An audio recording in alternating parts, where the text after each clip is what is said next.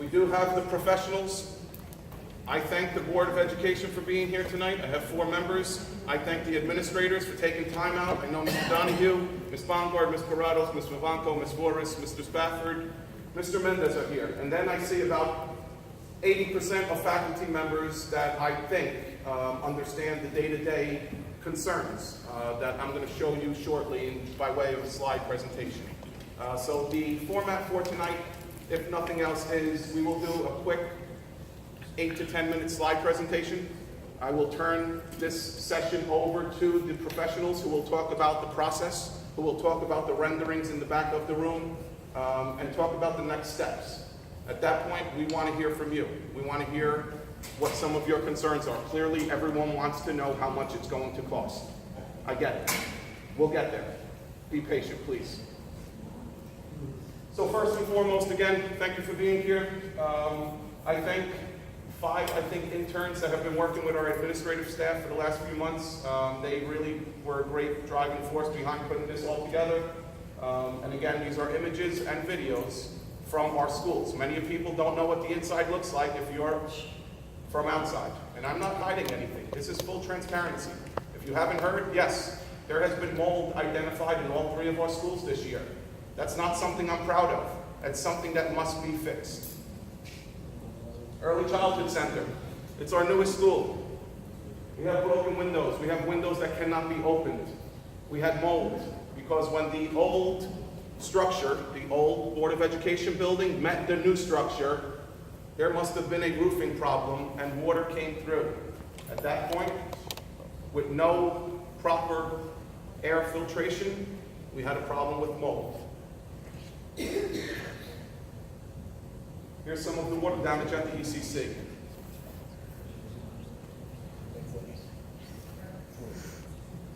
Outdoor. It's wear and tear. I understand that. It's stuff that our budget can substantiate. But I also know if we take from our general budget, we take from children. It's one or the other, guys. We can't do it both. Lindbergh Elementary School, we're almost at 100 years old. And as much as I try to keep a sense of humor in things, I think when I ever refer to the new wing and remind myself that that was from the 50s, it's not funny. That's not new anymore, guys. The new wing is not new if it was built in the 50s. So 1929 is the establishment of Lindbergh. I thank these 2 young ladies. I ask that you please be patient and listen to their words. Hi, my name is Valerie Dombrowski, and I'm Jamie Lee, and we are both 6th graders currently attending Lindbergh Elementary School. Although a school's main purpose is education, the top priority should always first and foremost be school safety and a healthy learning environment. Even though we have a great educational system here at Lindbergh, we as students have noticed over the past few years issues within the school building, such as water leakages, structural damage, non-functioning bathrooms, and mold in walls. We are here today representing the voice of the student body, asking the Palisades Park community to please vote in the upcoming referendum so that we can all address these issues together.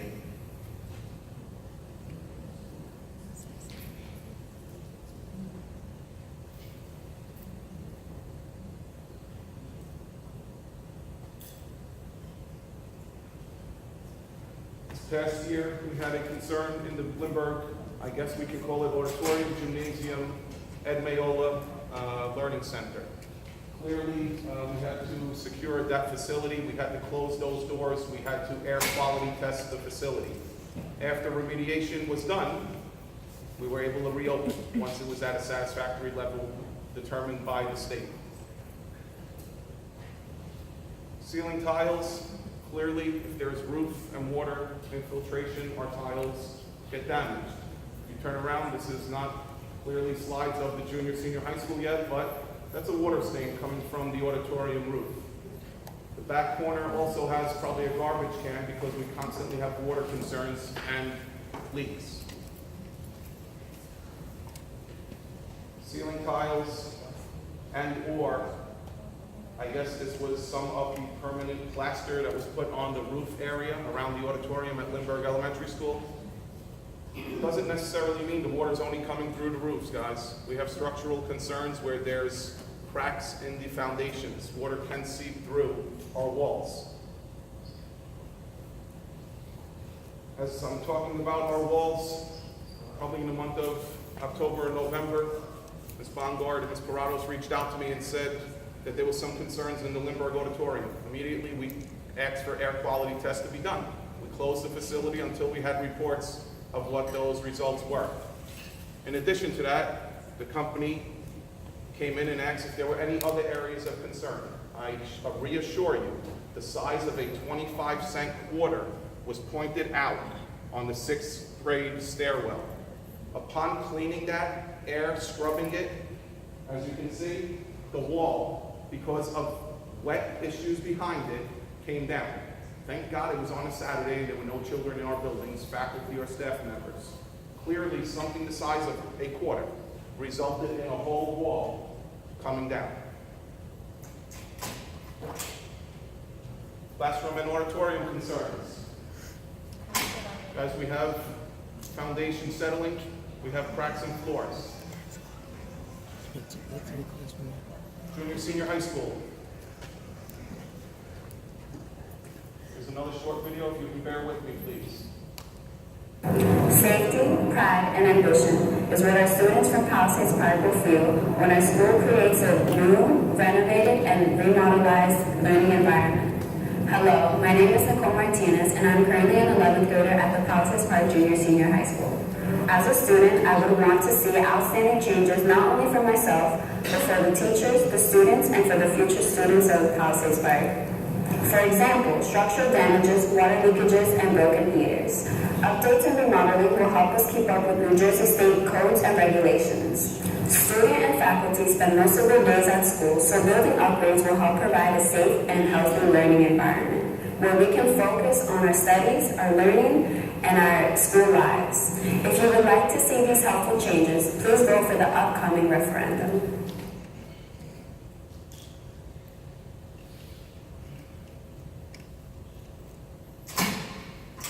Again, some of the structural damages here at the junior senior high school.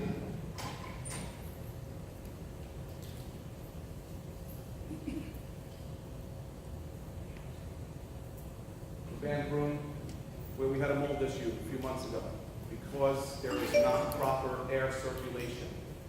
If water comes in and does not move properly, we have concerns. Clearly, I've only addressed renovations, and that's really the focus of my presentation tonight, to really point out some of the concerns, because publicly a lot of people were not sure about what the inside of our buildings look like. Those are science labs. We have some phenomenal students graduating from our junior senior high school. They're outdated. There's safety concerns in them. Some of our Bunsen burners are not operational. We had to turn off the gas, and we're using portable gas cans. Locker room, a huge water issue in our girls' locker room earlier this year. Our bathrooms, I think we've talked about bathrooms before. Ceiling tiles, clearly. Boiler rooms. If the heat goes, I hope you're ready for your kids to be home for an extended period of time. We are in the auditorium, and clearly I pointed out that one stain on the wall that's visibly a water stain.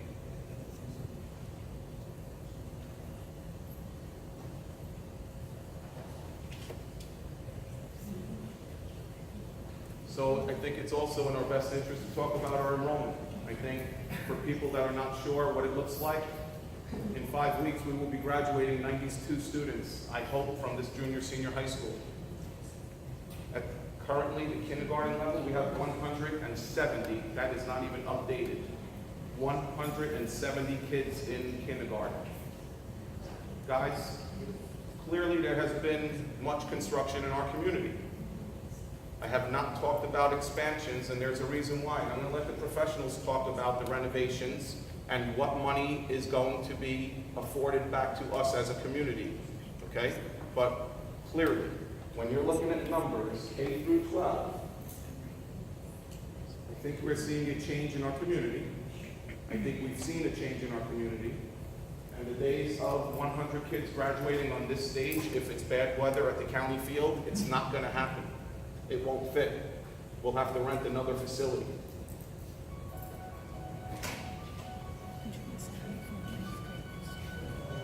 If you don't know, and the timing of that song might have been apropos, but school safety and security is one of my top priorities, if nothing else. Every year I bring in the Department of Education, Homeland Protection, New Jersey Department of New Jersey State Police, Bergen County OEM, and our local police department to point out any concerns they have in our schools. We work here. We might not see everything that they see. They go out throughout this state and county and see what best practices are to keep our children safe, to keep our faculty and staff safe. Guys, much of our renovations and or new construction identified speaks to safety and security of our children.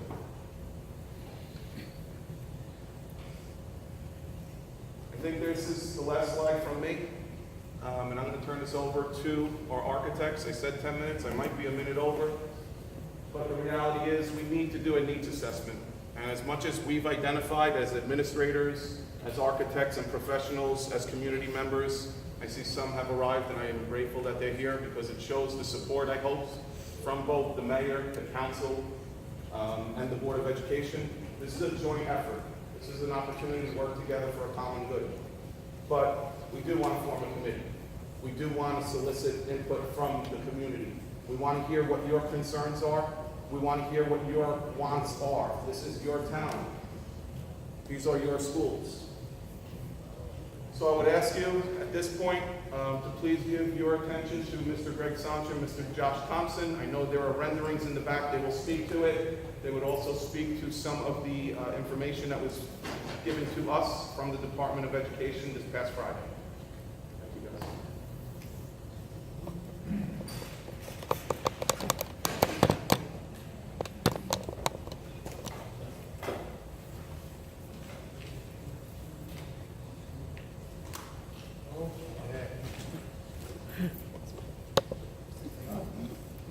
Just use your inner voice.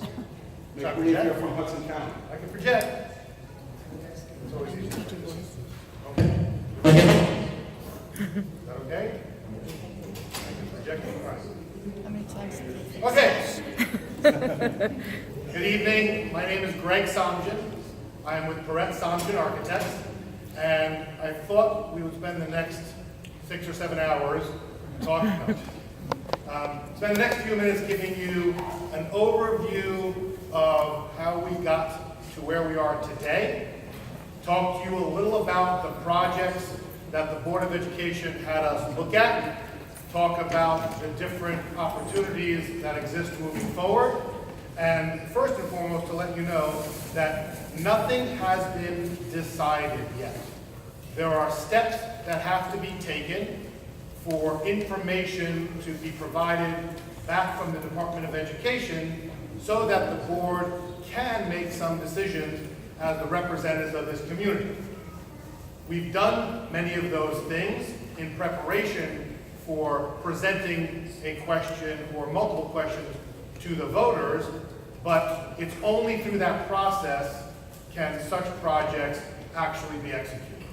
So what Dr. Cirillo said about forming a group that wants to provide input, if that is of interest, that information is very valuable because while we believe that using prior reports, doing our own walkthroughs of the schools, talking to facilities, talking to the administrative team, we believe we have a pretty good handle on the majority of the major issues. Obviously, it's unlikely that not every little piece that someone might think should be included that may be worth talking about further. So in late 2018, after a lengthy interview process, our firm was brought on board. Once we were brought on board, we were asked to review a report that existed from prior professionals that identified a variety of projects at the 3 different facilities. We looked at that report, we did our own walkthrough of the facilities, and we basically updated that report to give the Board of Education a flavor of all the potential projects that they might want to look at long term. At that point, a referendum was not really a talking point yet. There was just a discussion about generically, what is it that we have to look at as a community? As I'm sure you can appreciate, and you may or may not be familiar, that when Board of Educations prepared their budgets, now, for those that are doing the November approach, there is no vote from the community, but they are capped at 2%. And typically what happens is, to cover all of the day-to-day operational things, capital projects are usually the first thing to be cut out of the budget. And so even when you have aging schools that are 100 years old, trying to stay up with them with a 2% cap, or trying to be conscious of what the voters have to pay for, can be very challenging. And so the analogy I always like to give people from a homeowner's perspective or a renter's perspective, which is more of a number that people can get their head around, you wouldn't want to pay for the purchase of a home in 1 year's salary.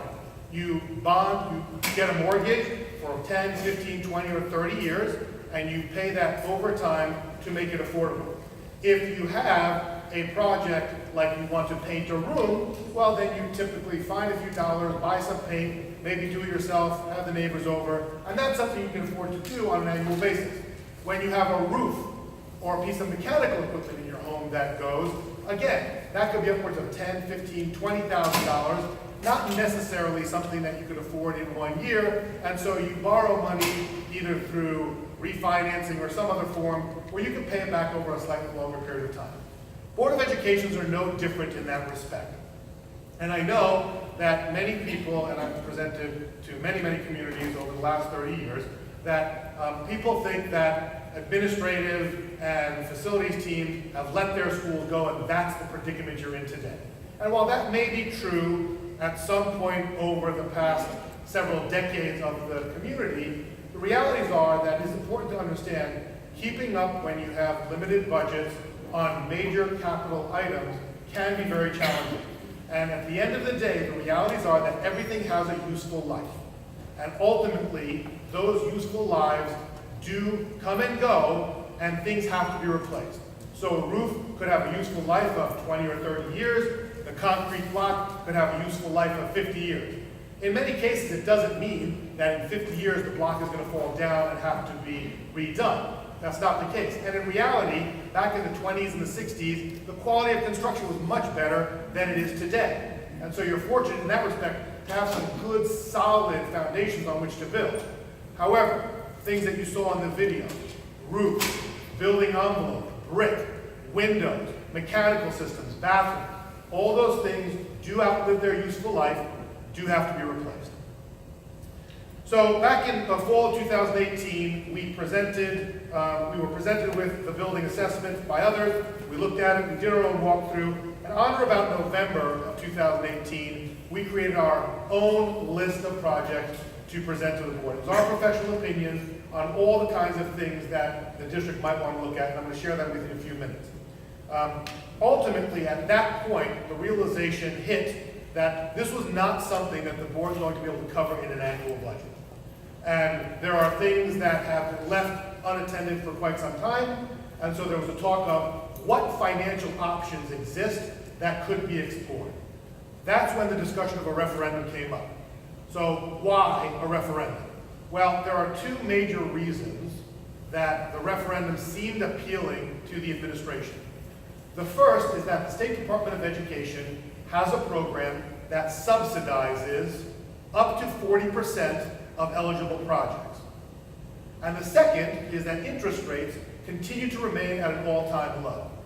So those two factors, and a few others, allow the district to think about, is this the reasonable time, having not done this for many, many years, to go to the community with these favorable opportunities to try to get a major dent in all of the capital projects that need to be done?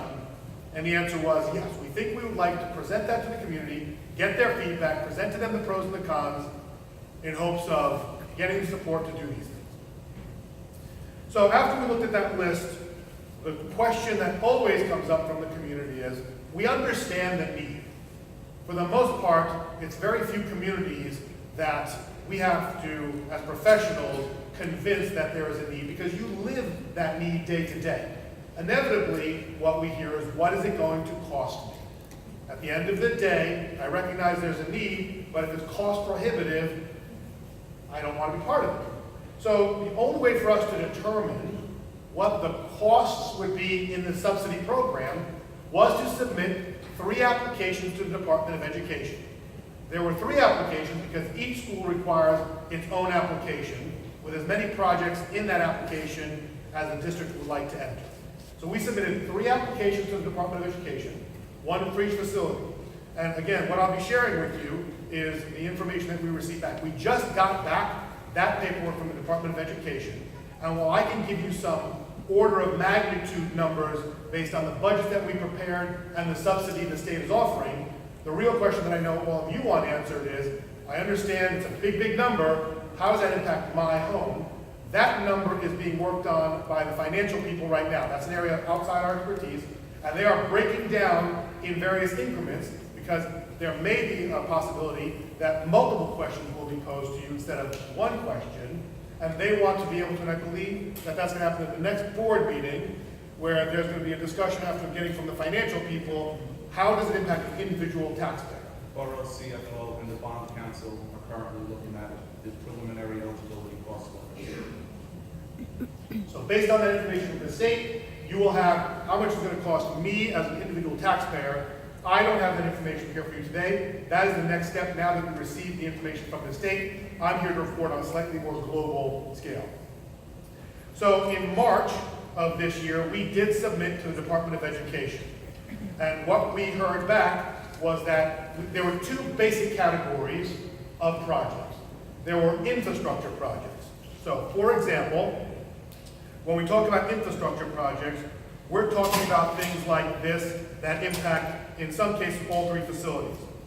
Roof replacements, facade replacements, window replacements, door hardware replacements, various interior renovations, which include painting, ceilings, and lighting, barrier-free upgrades, which are accessibility issues, mechanical system upgrades, where we are replacing the entire system in Lindbergh, the unit ventilators, the boilers, and I believe we're incorporating air conditioning as a proposal there. We're talking about the public address system to speak to safety and security, signage. There's going to be asbestos abatement. Every school that is this age has environmental issues. And that consists, or that includes projects pretty much across the board in 3 facilities. So those are infrastructure projects. The infrastructure projects themselves did in fact garner 40% from the Department of Education. So for every dollar you spend, you're getting 40 cents of it subsidized from the state. We identified approximately 54 projects on the infrastructure side, ranging from $50,000 to $100,000 on the low end, to a $5 million project on the upper end.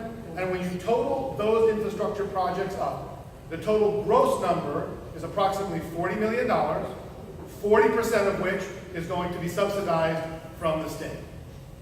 So $16 million out of the 40 is going to be subsidized by the state, leaving the balance for the local taxpayers. The second category that was discussed was new construction. New construction consists of additions, not new construction in the sense that we're knocking down a building and putting up a new one, but there was, as part of that older plan that we were provided, there were proposals at Lindbergh to add a classroom wing to deal with some of the growth in population that was mentioned. For those of you familiar with that building, there's what I'm going to call a link that has a connection on only 1 level. And our proposal would link all 3 levels, so kids aren't going down and upstairs to get across to the next building. And on the far side, which is shown on the graphics in the back, if you have a chance before you leave to look at them, gymnasium addition on the far side of the other building. And then at the high school, to see what, if anything, the state would provide, there was a small addition proposed, a small classroom addition proposed there.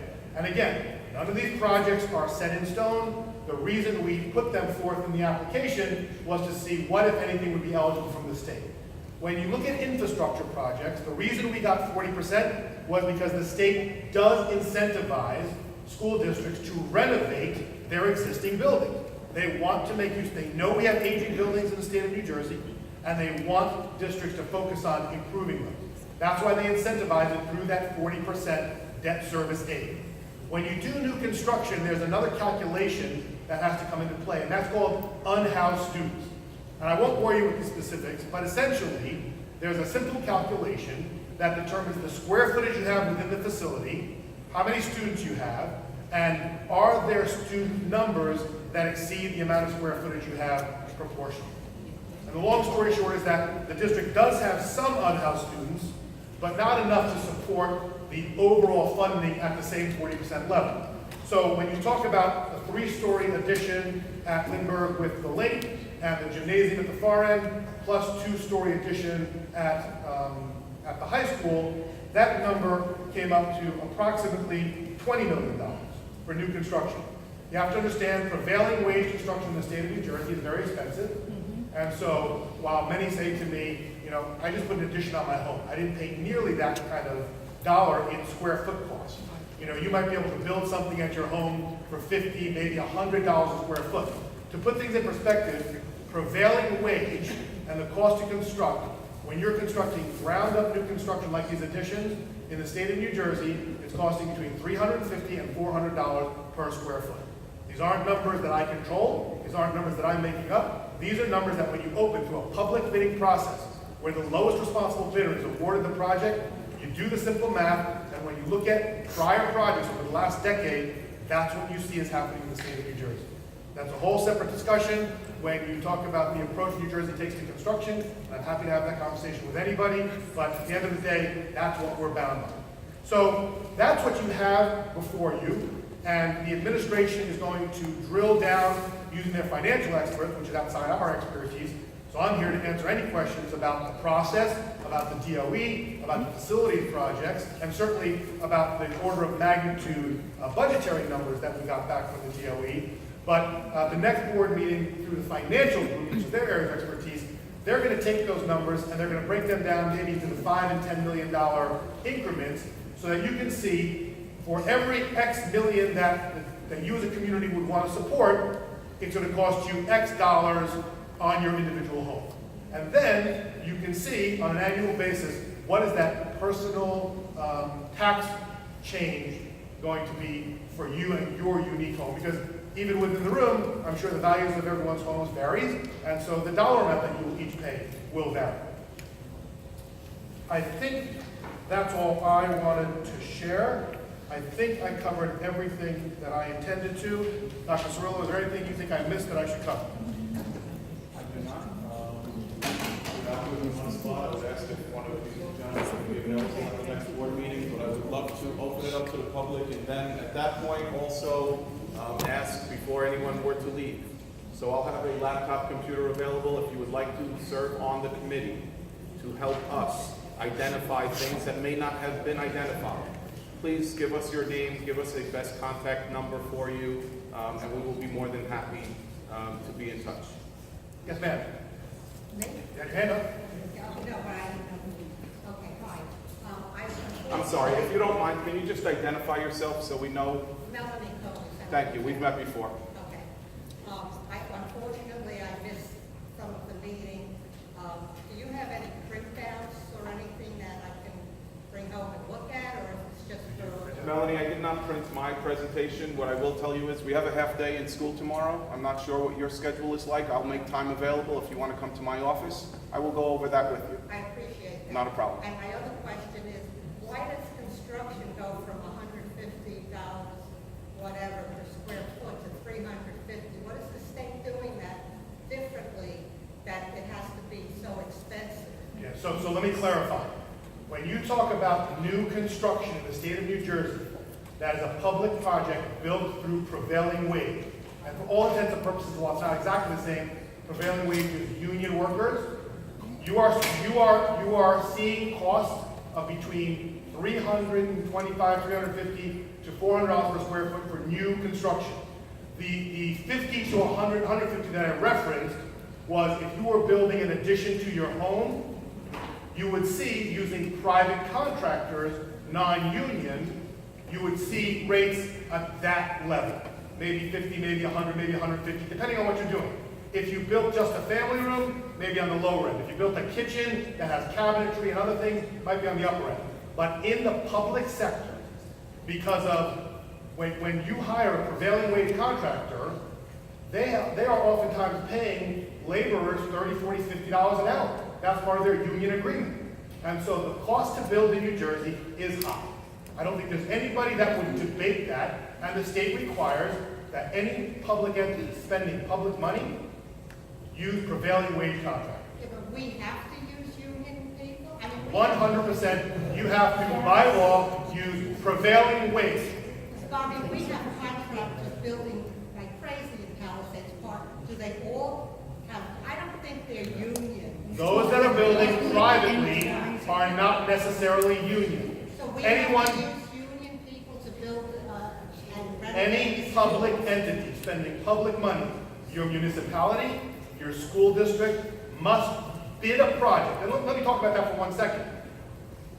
The way New Jersey public bidding laws work is whatever projects are identified, we as the professionals will create drawings which are the same as a set of instructions that are going to be used to get a permit from the building department and for contractors to use to bid and to execute. You might have a half a dozen contractors who pick up drawings to bid, and you will get 6 different prices from them. It's a sealed envelope process. We open it at the board office, whatever the project is, and we read them aloud, and the lowest responsible bidder will be awarded the project. But I will tell you that at the end of the day, for new construction, what we are seeing is $300, $325, $350 on the low end to $400 square foot for new construction. That's the ground up. When we talk about our infrastructure projects, when we talk about the renovation of an auditorium, or when we talk about the renovation of a classroom, if it's not a science room, those numbers could be $150 to $200 square foot because there's no roof, there's no windows, there's no building envelope work, there's no structure. Conversely, if you have a science room that you're renovating, or a culinary arts, or a STEM lab, or anything like that, you might be in the $200 to $250 range, or a bathroom, for example. We have bathroom renovation in our projects. So when you talk about having to excavate concrete and move pipes and things of that nature, the cost goes up a little bit. Still less than the $350, $400 when you have building envelope and steel and roofs and things like that. So, but to answer your question very simply and very concisely, the law requires any public entity spending money to publicly bid that project if the work is over $40,000 or $45,000, and you must award to a prevailing wage contract. So that means a union contract. So Only. that's the subtlety. That's a subtle difference.